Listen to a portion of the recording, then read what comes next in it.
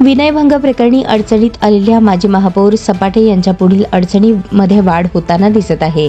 त्यांच्या विरोधात मंगळवारी सोलापुरातील मराठा समाजाने सभा घेत त्यांना समाजातून बहिष्कृत करण्यासह त्यांच्या प्रतिमेस काळे फासण्याचा ठराव केला। डॉक्टर निर्मलकुमार फडकुले सभागृहात सर्वपक्षीय मराठा समाज बांधवांच्या सपाटेंविरोधात मेळावा पार पडला।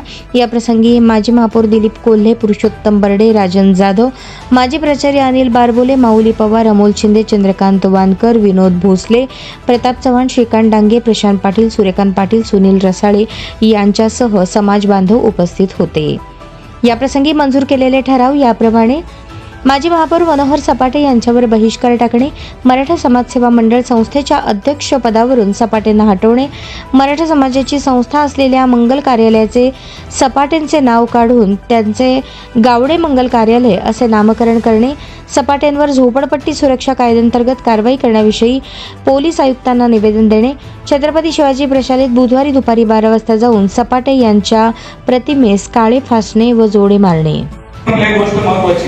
शासन दरबारी एखादी गोष्ट घडत नसेल तर आपल्याला उपोषणाशिवाय कुठलाही पर्याय नाही। कायद्याने दिलेलं ते आपलं हत्यार आहे आणि मग प्रशासन राहू दे किंवा कधी ना कधी तर त्यांना त्याची चौकशी करायला लावावं लागेल, त्याच्यावर पोलीस इन्क्वायरी लागेल, त्या शासकीय यंत्रणेची इन्क्वायरी लागेल, पण ते कधी होऊ शकतंय?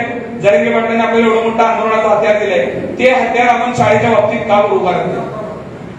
आपण चक्री उपोषण करू, प्रत्येक जण माग आपण जरंगेंना पाठिंबा देण्याकरता मला वाटतं आपण प्रत्येक विभागातले माणसं होते त्या पद्धतीनं रोज 4 जण बसू, पण उद्यापासून म्हणा किंवा 2 दिवसांनी चक्री उपोषण सपाटेंच्या संस्थेचं जोपर्यंत होणार नाही तोपर्यंत सगळ्यात पहिल्या दिवसापासून मी बसण्यापासूनचा दिवस घ्या आणि तिथून पुढचे 30-40 दिवस आपण जर केलो तर हे शासन वागणार आणि आपल्याला त्यामध्ये यश मिळाल्याशिवाय राहणार नाही। त्यामुळं आणि आता बोलताना कोणतरी सांगितले की सपाटे आणि सपाट्याच्या काय परिवारावर बहिष्कार घाला।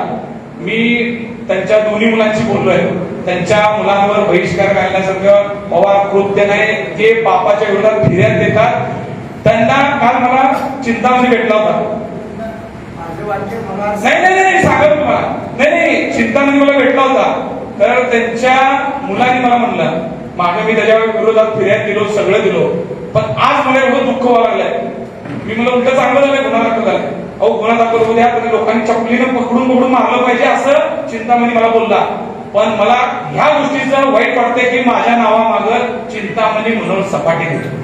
त्या पोराचे वाक्य मला एवढं लागलं की त्या पोराच्या मनावर काय वेदना होत असतील। सपाटे म्हणून त्यांचे जे काही पाहुणे रावले जे फिरतात, आज जे सगळं ऐकल्यानंतर ज्या लोकांनी त्यांच्याशी नातं जोडलंय, ज्या लोकांची त्यांची बैठक झाली आहे, त्या लोकांना काय त्रास होत असेल ह्याचा विचार करा आणि त्यांना सगळ्यांना आपण सांगा की आम्ही तुमचे पहिले ह्याच्या पुढे पाहुणे, आम्ही तुमच्या सोबत राहणार आहे। अशा पद्धतीनं हे शिक्षक असतील, त्यांचे जे सपाटेच्या विरोधात आहे त्यांच्या लोकांना ताकद देणं आपलं सगळ्यांचं काम।